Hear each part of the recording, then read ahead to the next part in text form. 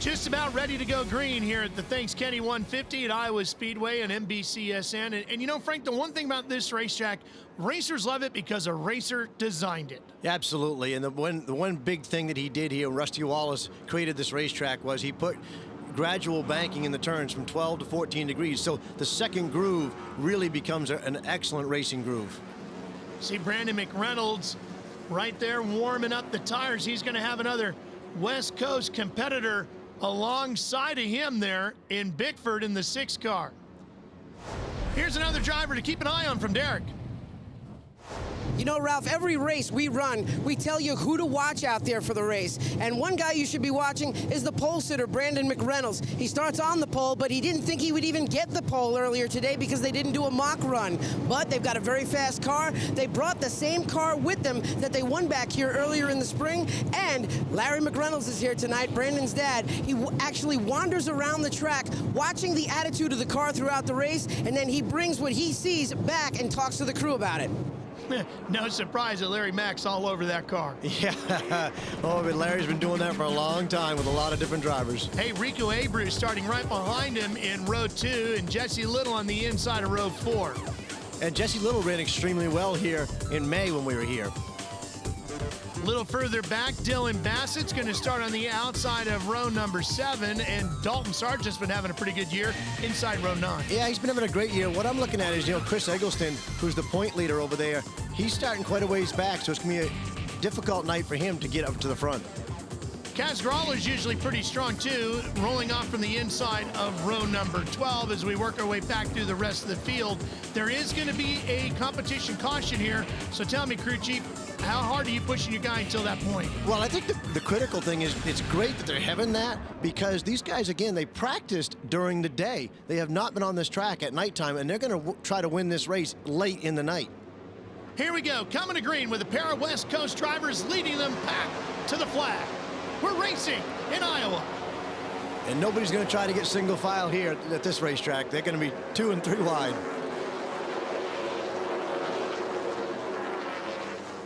Oh, even thinking about 4 wide through 1 and 2. Down the back stretch we go.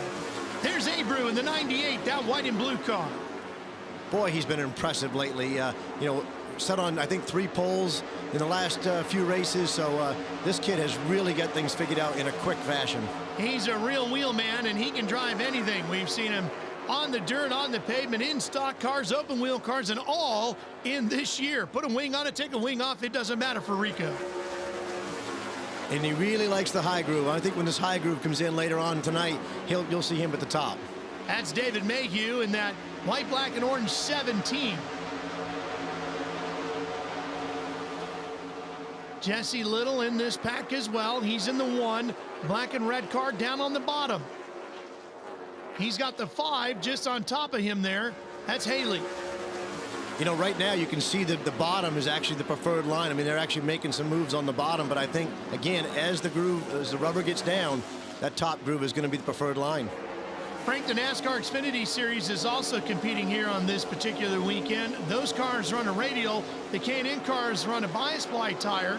I know for the Xfinity guys, they were really concerned about wearing that bias ply rubber off before they went out there with the radials. Will that impact these cars?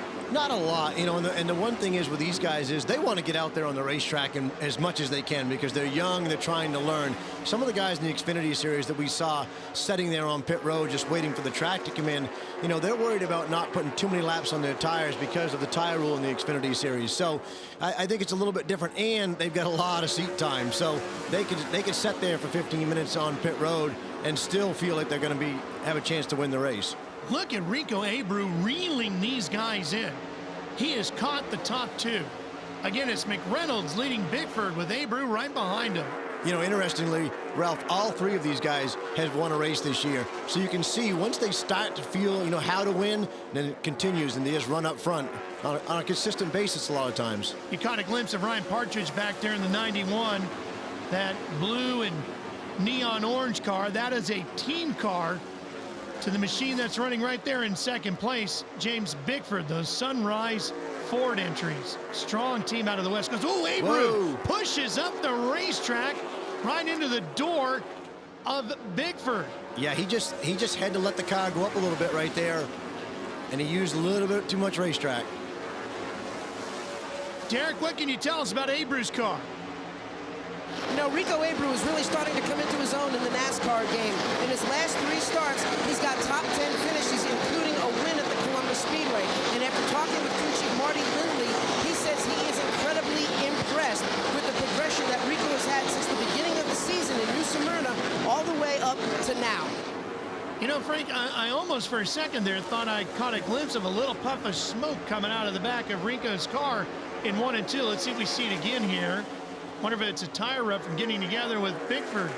Yeah, I believe exactly what he's got is a little bit of a tire rub there on the right rear quarter. We'll have to keep an eye on that. Doesn't look like it's bad enough that it's going to cause him to have to come to pit road. Into the early stages here in Iowa, and Brandon McReynolds leads him again. First caution of the night, waves here at Iowa Speedway. As the sun starts to set behind the grandstands, we're going to slow the action down a little bit to show you why.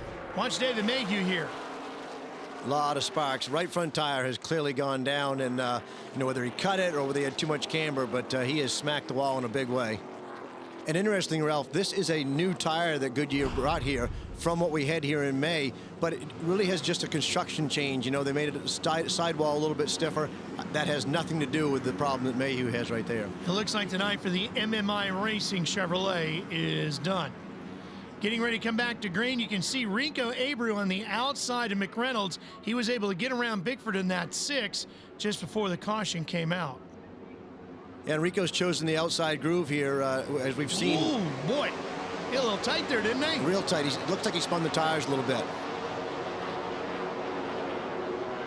Now Bickford trying to close back in to see if he can make a push for second place back, but wow, 4 wide there for a minute as the 15 got way up high there. That's Nick Drake. Brandon McReynolds is making a hard run here to try to get the lead back. And look at Abreu right around the outside. This is a momentum racetrack. It's a short track at 7/8 of a mile, but it's fast and it becomes a momentum facility. Especially with these cars, because the horsepower is down a little bit from what maybe a Cup car or even, you know, less than an Xfinity even. So these guys really have to make sure that they do not overcharge the center of the corner. They've got to let it roll free through there, pick up the gas nice and smooth, and carry that speed off the corner. Dylan Bassett in the 44, the white with the blue numerals on this side. Well, he got a little tight in there for a while, too. You got a whole bunch of guys in there, including David Garbo out of Connecticut, and that number 36, the Whelen Engineering Chevrolet. And Kenzie Rustin, the girl, she's done a great job again tonight. You might be in a groove that you're uncomfortable with, but you're going to have to deal with it here. You are. I mean, and all night long, you've got guys inside and outside of you, so there's really not a chance to really rest a great deal on this racetrack. Gregson's in the yellow and black 7, battling with Haley, clears him. Ralph, Noah Gragson has been our biggest mover of the night. He started 26th, and we're looking at lap 43, and he's already moved into the top 5. When you talk about getting that halfway break, that's a guy that we could be looking at to win this race late with how much speed he's got early. Jesse Little in the 1. First time he's driven for this team. Yeah, this is a new well, it's an existing operation, Hattori Motorsports, and they've got a bunch of Toyota folks that have come over. It's a program where they bring kids in and let them learn how to race, you know, at this level. And it's a great program that Toyota is a big part of. Oh, Scott Heckern in that 34 looked like he got a little loose coming off the corner. Whoa. And Sparks showing off at Haley's 5. Yeah, I think he's got a right front tire going down. He's got something on the right front. It looks to me like he's dragging the racetrack a little bit. I'm guessing the right front tire is starting to go soft. And he's slowing. Let's see if he can get to the bottom. He does. He's going to make it to pit road. Wow, he's stacking. They're still stacking up behind him, though.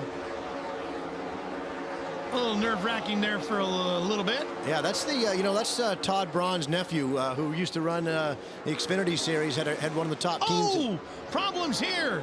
The 23 has contact with the 40, and around goes Trey Hutchins. Trey and the 23 got together with Travis Miller. And the two Chevy drivers making some contact. Travis Miller was just way too low on the racetrack right there. His entry line going in right there caused him to get into the 23. There's no way that you can make that corner going that low and that straight into the corner. See him right there. He's too straight going into the corner and way low down there by the yellow line. You've got to be able to arc that thing. And when you get in there that far into the corner, his car just wants to go up the racetrack, and he gets into Trey Hutchins.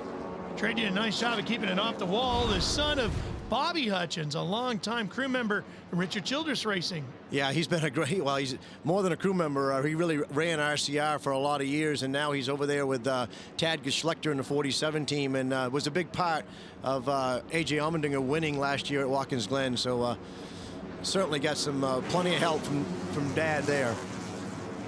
Trey's going to also be running as soon as he's done here. He's headed back to North Carolina. He's going to be running the NASCAR Whelen Southern Modified Tour at Bowman Gray, the Madhouse. We'll have that race for you, too, tomorrow night right here on NBCSN. Okay, here we go again.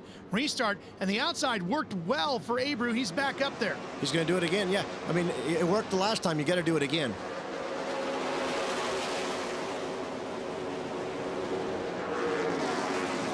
Still 4 wide deep in there. Boy, Brandon McReynolds really drove in deep right there. He came out with the lead. He sure did.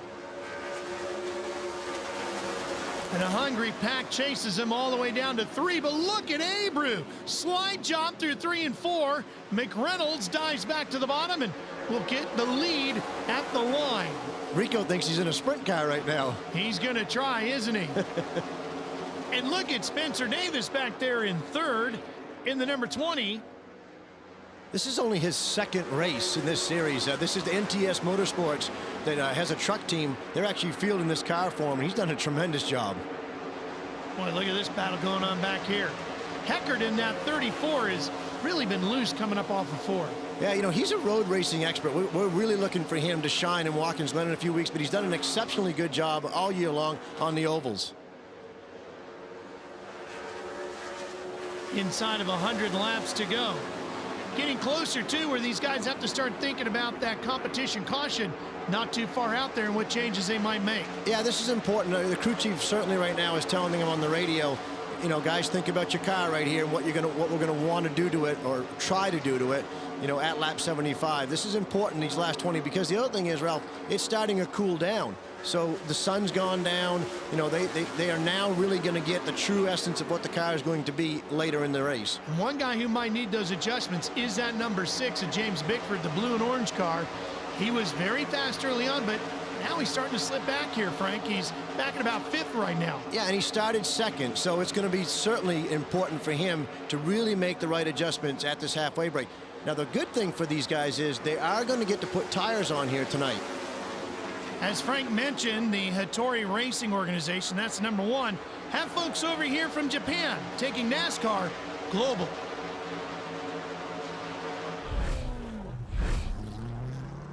This is the Toyota College program from Japan. We have 4th year this year, so those kids working on the car. We spent a week in the NTI, NASCAR Technical Institute, and we studied technical about how the NASCAR is built. And then we stepped onto the actual practice on the pit crew walking. It's really good for young kids. They don't know the United States, and then they feel like a new, totally different culture-wise, and this is a good experience for young kids over in Japan. I can't describe it. It's very fascinating, fantastic. I can't even describe it in words. For years, Frank, NASCAR was considered more of a regional sport, but it truly has gone global. Yeah, I can remember going to Japan back in the 90s. We used to run Suzuka and then Twin Ring Motegi. What a great experience that we had going over there, and it's really fun to watch them now come over here and in our little arena. Back to the battle for 4th, Spencer Davis. He was up there battling for the top 2 spots early on here in this run, but now Bickford has closed up on him as he slipped back into his clutches. He's really pushing it here. Again, we've only got 6 laps till we're going to have a halfway caution here, so I'm not, right now I think they should just settle in here a little bit. Probably not quite drive it quite as hard as they're doing. Battle for 7th, Austin Hill and Dylan Bassett. Let's get an update on Austin Hill. Here's Derek once again. Ralph, if Austin Hill wants to stay in this title fight, he has to run good here at the Iowa Speedway. In his last 3 finishes, he's finished 5th, 7th, and 10th. All 3 top 10 finishes, where William Byron, it's been kind of like feast or famine for William Byron. He won at Iowa, finished 15th at Bowman Gray, 1st at Langley, 14th at Columbus, 1st at New Hampshire. So it's been up and down for William Byron, where Hill is trying to keep that consistency going. You can see how racy this track is as these guys swap lines from the bottom to the top and back again. It's an exceptional facility. Be great to see some Sprint Cup cars roll around this place someday. Every time we come here, everybody brings that comment up. Well, you can see Hill, the nose starting to move around on him a little bit in the 22. It looks like he's trying to find a line there. I saw a little bit of smoke coming out of the 22 down there in 3 and 4. And there it is again right there. Not sure whether that's a tire smoke deal or whether he's maybe got a tire starting to go down. Another one of those cars that might, oh, and there it is. The competition caution. This is actually a little early here, so, oh, okay, there we go. That's why. Well, I guess they're just going to take advantage of it. Ron Norman from Davenport, Iowa, has stalled, so maybe NASCAR will just make this that competition caution a lot of these drivers have been looking forward to.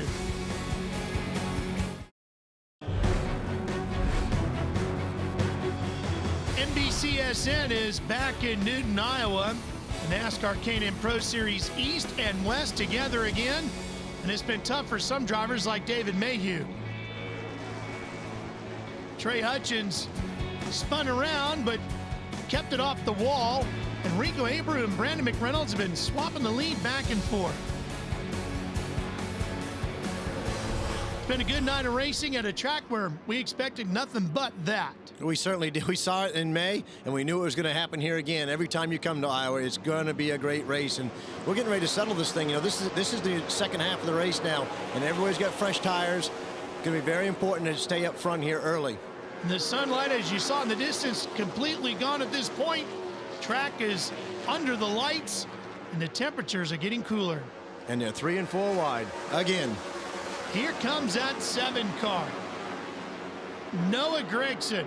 And we talked about him, Ralph. He came from the 26th starting position here tonight and drove all the way into the top 5. So this really, to see what they made for adjustment here, could make the difference on him getting the win or not tonight. He got a little high there, and Jesse Little's going to sneak through. And how about Bickford trying to come along on the bottom there in the 6? And don't forget that the 7 car, Frank, is utilizing the older body style, which is different. Yeah, most guys have gone to the flange fit body, which that allows you to run a little bit lighter. NASCAR has a weight break for running that flange body.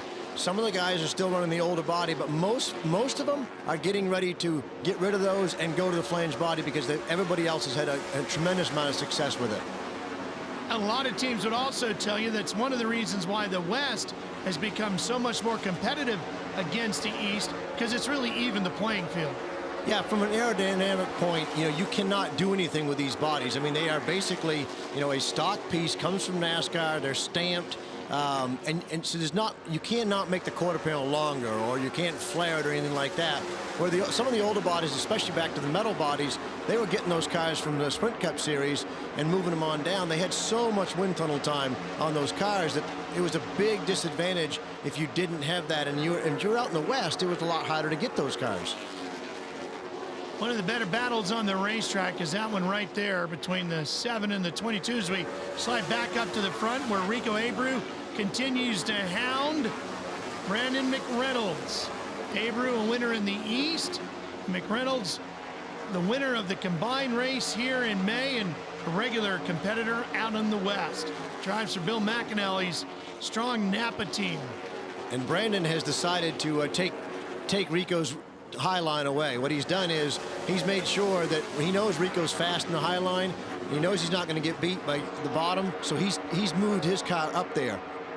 Here's an East and West battle. Bickford from the West in the 6. Byron leading the points in the East in the 9.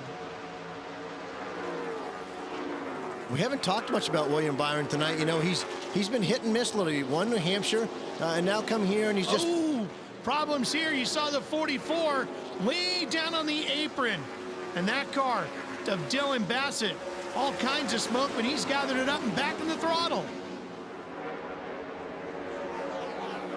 Let's see if we can find out what happened to the 44. Derek, what can you tell us about Bassett? Ralph, just a quick report on Dylan Bassett in that number 44 machine. He did start 14th at the drop of the green, lost some positions out there because basically the number 2 car got into him and drove him sideways all the way through turns 1 and 2. The crew chief said, I don't know how he hung on to that car, but right now Dylan Bassett has it pointed in the right direction. Yeah, and this is a new crew chief for this race. They just hired Ron Otto, who came from MWR years ago. He was a car chief in the Sprint Cup Series, which a lot of the crew chiefs that we have here in the K&N Series have come from crew chief or car chief positions in Sprint Cup. They've only got 2 crew guys working on that team. They got a good race car tonight, though. Working our way into the later stages here at the Thanks Kenny 150. Kenny Wallace wrapping up his NASCAR career, competing in NASCAR's top 3 divisions for the final time. And Iowa Speedway paying tribute to a good career for Kenny Wallace. Brandon McReynolds and Rico Abreu battling for that trophy. Yeah, I think it's fitting that you know, Kenny came from Missouri, so this is really the closest track for him that a K&N or the Xfinity runs at, and what a great tribute to a long, illustrious career for Kenny. Boy, Rico's been able to run all over this racetrack, too, in that 98. And just when Brandon McReynolds thinks he's shaking him, here he comes right back at him. Kind of like this fight here between Jesse Little and Noah Gragson. And Noah Gragson is kind of stalled. I mean, you know, we talked about him in the first half. He'd gotten into the top 5, felt like we might see him making a run for the win. But he just seems like once he's gotten into the top 5, that's about all he's got. And the adjustments that they made at the halfway break haven't really been able to propel him any further forward. The driver out of Las Vegas, Nevada, in that 7 at this point, too. After that competition caution, you got what you got. You do, and again, you had to be really careful on your tires here. Boy, look at that thing dance around on him, too, Frank. You see the front moving there? Yeah, that's just the, you know, wore-out tires. I mean, late in the deal here, and they're battling hard right here. Did you see how they split through there? Oh, there might be some rubbing going on in here, too. With Jesse Little on the high side in the 1. Finally, Gragson had to back off. Well, he had to. You just, with that low on the racetrack there, when you're trying to come off the corner, you need to be able to let your car go out a little bit there. And with the 1 being so tight to him, he had too much steering input in the 7 right there, and it caused him to break loose. Jesse Little with that win at Loudon a year ago. Son of NASCAR official now, former driver Chad Little. And here's James Bickford. The other thing that's going on right now, Ralph, is that we've had such a long green flag run right here. A lot of these guys are in the lap traffic now. So this is really difficult for them to get around because a lot of the lap cars are running the high line too, which is the preferred line for everybody else. Speaking of high lines, look how high up on the racetrack we've got McReynolds in the 16 and Abreu in the 98 as they came through 1 and 2. Boy, they were like running a Darlington line through there. Yeah, and what you saw right there was a lap car in front of Brandon McReynolds. He seems to be able to stretch it out a little bit to lead, and then all of a sudden, Rico's back there. Rico gets back there because Brandon McReynolds is having a hard time passing the lap cars. Oh, boy, Bickford was sliding all the way through turn 4. Man, these guys are really having to move around the racetrack as they come screaming up on this slower traffic. Late in this run right here, the tires are really greasy, and they're having all they can do to hang on. I tell you, the tires look like they're gone on some of these cars. Drivers doing a whale of a job hanging on. Abreu has lost a little bit of ground to Bickford. Oh, and big problems here for the 4, Kenzie Ruston. Boy, that's another right front tonight. I think that's the 3rd one we've seen, Ralph. And another big hit. I've got to believe at this point it's a camber issue. You know, these guys, you know, have just come from maybe Loudon, New Hampshire, where there's not as much banking on the racetrack. You know, if you try to come to Iowa and run the same type of camber setting that you had at a flat track at Loudon, you know, you'll tear up a right front. Well, they're going to slow him down, and this is going to give Rico a chance to roll right up to the backside of Brandon McReynolds. Can Brandon McReynolds sweep Iowa? Find out when we come back.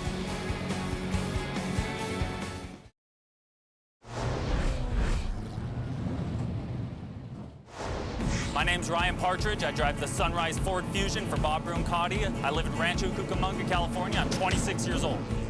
I believe I'm the oldest rookie in the K&N Series West so far. I think it kind of plays to my advantage. I've been racing since I was 4 years old, starting in quarter midgets to go-karts to legend cars, late models, super late models. My father, John, was a big part of my racing career ever since we started. He was my crew chief. A couple of years ago, my father passed. Learning to race without him gives me all the more drive to do our best. The last 10 years, I feel we've been ready to break into the K&N Series. I've learned that not necessarily the fast car wins the race. You have to have patience. You got to play the right cards. You need to be consistent and be there at the end. But now we're here with the real deal, a good team that supports us, and we're looking to put our best foot forward and do the best we can. That is a strong team with two great young drivers out on the West Coast, Bickford and Partridge. So we get ready to go back to green and possibly the conclusion of the Thanks Kenny 150 here. Abreu on the bottom, McReynolds on the outside this time. Well, and Brandon had the lead, so he was able to choose which line he wanted, and he wants to take the top. And look at the difference. He got a great start. And Jesse Little is going to get second. Yeah, Rico's going to lose second right here. That top line is so good right now late in the race. Here comes Gregson in the 7, trying to get around Bickford, who's up top. Teammate to Partridge in those Sunrise Fords. There's Scott Heckert back in the mix here with William Byron, teammates out of Harry's H. Scott Motorsports. And don't forget, we're scoring points for the East and the West. So even the top finishing driver from either division could earn winning points. Absolutely. And Ralph, you know who's made a huge move tonight? Is that 5 car right there of J.J. Haley. Earlier in the night, if you recall, he had a right front tire that went down, had to stop. They got a caution for it. He got on pit road, got his lap back at some point here, and he's battling all the way back into the top 10 there. Sure is. As we look at the rest of them here, all inside that top 10. And you get just behind it, there's Dalton Sargent, the 51 right there. See him? Oh, look at the 9 car coming up the inside of Heckert. Got to get aggressive now late in the race. Little bump and run there. William Byron really driving hard in that Liberty University Chevrolet. Oh, he looks like he got into him again right there. Drives for Justin Marks. Both of them do. So those and the 5 is also an H. Scott Motorsports car, and the 51. Boy, that's a tight pack in there, and it can make things very interesting around the shop. Could be ugly at the break room this week.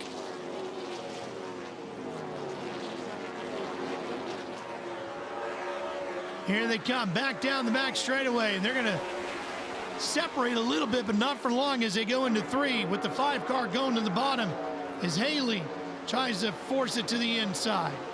And you have no choice at this point, Ralph. I mean, you want to try to get a spot. You can't go where they are. They're in the top group, so he's trying to make a move. It's just so hard to make any ground up on the bottom. And you've got just about 10 laps to get it done.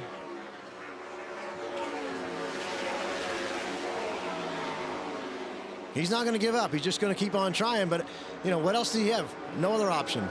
No, but look at the cars just moving around. You see him wiggle every time right there because you've got so much wheel in the car as you come off the corner and you put the throttle down. It just wants the back end to just break loose, break loose. Right there. See, he just has to get out of the gas. He just can't finish the pass because that other car is there. And now you got to deal with lap traffic, too. 22 back to pit road here, Austin Hill. Oh, that's a bad break for him. That's going to really hurt him in the points. Here comes the 9 of Byron. Oh, there's contact in there for sure. And look at Haley's going to capitalize. The crew chief and the spotter need to be telling William Byron right now he needs to settle down just a little bit. The guy that's behind him in the points is Austin Hill. We just saw him on pit road. It's important right now he doesn't screw up a top 10 finish here by overdriving the race car, especially battling his teammates. 10 laps to go. Now he's going to move in behind him. Maybe somebody's just told him what we said. Probably a pretty good bet. Yeah, he doesn't seem as anxious to drive it back to the inside right now. The 34 might have given him a couple waves, too. Caution is out. See if we can find, oh, there's the reason right there. Well, you hate to see that, you know. I mean, another right front tire. Devin Amos, driver out of New Mexico. And a tore up race car headed back to the back side of the garage. You know, it doesn't look all that tore up right there because the body of that composite body, it all pops back out, Ralph. But I promise you that when you hit at that racetrack, this racetrack, as fast as you enter the corner here, you're looking at a front snout. Well, Austin Hill, we saw him on pit lane, and now he's back there again. Let's get the report on Hill. Guys, it's a tough break for the 22 of Austin Hill right now. He brings the A&D welding machine down to the attention of the crew. They actually blew 2 tires on the car, a right front and a left rear. So they went out, they had to come down pit road, change the tire, they went back out again, came back down pit road again to change the other tire. So this could definitely hurt Austin Hill's championship chances. Dylan Bassett on pit road too. They're gonna make a chassis adjustment on that car. Looks like they're gonna try to tighten that thing up or loosen it up a little bit. He actually went the same way with both sides right there, so not quite sure what they're doing. Lowering the back of the car a little bit doesn't really make a lot of sense to me. Well, with just 10 laps or so to go and we're under caution, I guess you just throw everything at it, right? Yeah, I mean, well, and again, these cars do not have the high horsepower that a Sprint Cup or an Xfinity car have, so, I mean, it could be a little aero gain there by dropping the back of the car down the straightaway. Spotter's going to be a little bit busy here in the last couple of laps. 4 to go. Probably not going to see any traffic, but you're going to have a lot of people alongside of you. Yeah, and we're going to have to see what Jesse Little can do right here because he has lost the preferred line on the top. Well, you know, Rico was pretty fast, but he slowed up a little bit. Derek, how do they feel? Guys, Marty Lindley's the crew chief for the 98 of Rico Abreu. Brandon McReynolds started to pull away a little bit. Are you pleased to get this caution to bunch everyone back up? Yeah, it might help a little bit. We had a flat right before the break here and didn't know it, and probably needed to tighten our car up a little bit, and we didn't. So we just will see what happens. It's first time we're starting on the bottom here, so maybe, you know, I feel like whoever can clear each other off of 2 is going to win a race. I'd say that's a pretty safe bet, too. Yeah, and let me tell you something. Marty Lindley is one of the great short track racers. His father was a legendary short track racer, and Marty also has run a lot of races, and he's been a car chief in the Sprint Cup level. So it's really been a big help in Rico's learning curve, having Marty Lindley on the radio to him and talking about things that he has already done in his lifetime. Rico's got the car he won Columbus with. Little's got a new one, and Brandon McReynolds has a car he won with here in May. Who's going to win tonight? Back to green. Well, you heard Marty say whoever clears it off of turn 2, and it's Brandon McReynolds. Down the backstretch he goes with Jesse Little right on his tail. Down to the bottom goes Jesse in the 1. And there comes Rico on the high line on the outside, right behind him. Jesse Little hasn't won since New Hampshire a year ago. He'd like to get another one. Brandon McReynolds would like to go back-to-back here in Iowa, I'm sure. Oh, boy, Rico trying to get up to third, gets a little loose coming off of 2 as he chases the 20 car of Spencer Davis. Brandon McReynolds likes the view he's got right now, Ralph. Nobody out in front of him and driving away from Jesse Little. Normally, the entire McReynolds family is around when Brandon is racing. When he won here in May, nobody was here. Tonight, with him having such a good run, at least his dad Larry's here to enjoy it. If he can pull this off, you know that his dad is going to be awful proud of him. Here he comes. White flag waits. Spotter's telling him, just hit your marks right here and bring it home. Little's had a really good run, though, in that new race car. He's had an exceptional run. You know, he sat on the pole at Bristol. He's had some really good races this year. Had a little bit of bad luck at a few times, but what a great night here tonight if he can come out with a second-place finish. The Bill McAnally Racing Napa machine comes to the checkered flag, and Brandon McReynolds sweeps Iowa Speedway. Oh, who do you think's happier, Larry or Brandon? Bill McAnally, because he got a winter check to cover some of the expenses. Yeah, absolutely. And Napa Auto Parts on the car, right? That's right. Brandon McReynolds takes the Thanks Kenny 150. Well, he's going to love coming back to this racetrack, isn't he? 2 wins here this year. And again, here another West Series win right here, where the East had dominated here. Now it's back-to-back for the West Series and Brandon McReynolds.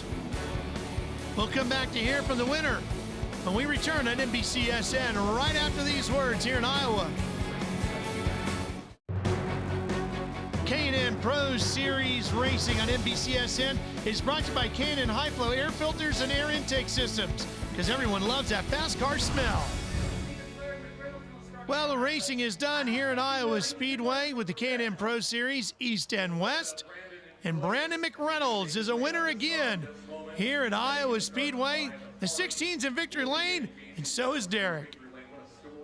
Brandon McReynolds makes history and becomes the first repeat winner here at the Iowa Speedway for the NASCAR K&N Pro Series East and West combo race. Confetti flying, the crew dousing him with ice-cold water. And Brandon, can you describe this moment? 2 wins this year, the first driver to go back-to-back at Iowa. I ain't the first driver, we're the first team. These guys did awesome. I complained about my race car all practice, and I thought Ty was going to strangle me, but it was all worth it. Both teams, really, the 16 to 99, we all worked so close together. The 15 guys back east that I work for, it's just a testament to all the Napa guys, Toyota guys. I was just a guy that holding the wheel. But how about Rico, man? That was pretty sweet. I saw him get up there like a good old dirt driver, and I said, I'm going to have to learn this pretty quick because he was handing me my tail. But it's just awesome. This is unbelievable. This is a good stepping stone. Thank you, Bill McAnally. Thank you, all these guys in Toyota. It's just unreal. Brandon McReynolds goes back-to-back at Iowa. Yeah, you caught a glimpse of Bill McAnally in the background, the black shirt and the black and white hat. That's a strong organization there. Here's a look at the results. And remember, Jesse Little gets credited with a win and full points because he's the highest finishing East guy as well. I know it's kind of hard to understand. Yeah, it's very confusing, but basically he's going to get the same points that the winner got. Looking back through the results, Dylan Bassett, 15th, William Byron, 19th. He was hoping for a little bit more points out of that, I think. Yeah, and Chris Eggleston, again, did not have a good night, and he was the point leader, and he has lost the point lead. Austin Hill, frustrated in 26th. And now we get ready to head back downstairs to hear from the top finishing East driver. Jesse Little is with Derek. Well, Jesse Little started 7th at the drop of the green, comes home in that 2nd spot tonight, but was that last restart your only chance at him? It was, yeah. Brandon had a fantastic car. I'm so happy for him. It was great to see him get the job done. Him and I are great buddies, and as part of Larry McReynolds Racing, it was a 1-2, so it was a blast. I can't thank everybody that worked so hard this weekend enough. Everybody at Hattori Racing. It was an absolute blast. So I had a tremendous time, and we really had a good car. I wish we didn't have one spot better, but we'll take it, and we'll build on and go have some fun with these HRE guys. Speaking of the HRE guys, how much fun was it to actually come here with a crew that was from, actually not even from this country, and to be able to perform as well as you did? Oh, it was a blast. It was an absolute blast teaching them and learning them, and I'm sure they had a fantastic time, as did I. So I look forward to having them back, and hopefully they bring us the same amount of luck. It's number 2 for number 1 tonight. Well, speaking of 2s and 1s, let's look at the points. Here's the East standings now. And William Byron, even though he ended up finishing 19th tonight, did not get a good restart there late in the race, he still maintains his point lead. Let's take a look at the left side of the country, and Gregson now is the points leader over Eggleston by 2. Derek's with it. Well, Noah Gregson said, "How do I look?" before going on camera, and I said, "You look like you just climbed out of a race car after 150 laps." Good news, you've got the point lead coming out of this race. Yeah, I had a blast tonight. You know, I just had so much fun racing against these guys, and it's pretty cool that Brandon McReynolds can get the win tonight, show the West Coasters that we can get it done racing these East Coast guys. So that's definitely a benefit, you know, but just can't thank all my guys from Jefferson Pits Racing enough. They gave me a phenomenal car. You know, we didn't qualify where we wanted, but we qualified back in 26th, but we came back up and we had a solid fifth place finish. So can't thank all of them enough, and also Alert ID and Colliers International. I can't thank them for all their support. Noah Gregson comes out of Iowa, the new West Series point leader. Well, we got great modified racing coming your way next on NBCSN tomorrow, Friday, August 7th. The Madhouse. You ever been there, Frank? No, I haven't, but I've heard a lot of great stories from that place. Modifies from Bowman Gray Stadium. You don't want to miss that. That's tomorrow here on NBCSN. Kenny Wallace presents the trophy to Brandon McReynolds, somebody he actually saw grow up. And then, incidentally, Ralph, actually someone that drove a car that his father, Larry, crew chiefed. Great times here at the Thanks Kenny 150. For Derek Perniciglio and Frank Stoddard, I'm Ralph Shaheen. So long from Iowa Speedway, where Brandon McReynolds has swept Iowa.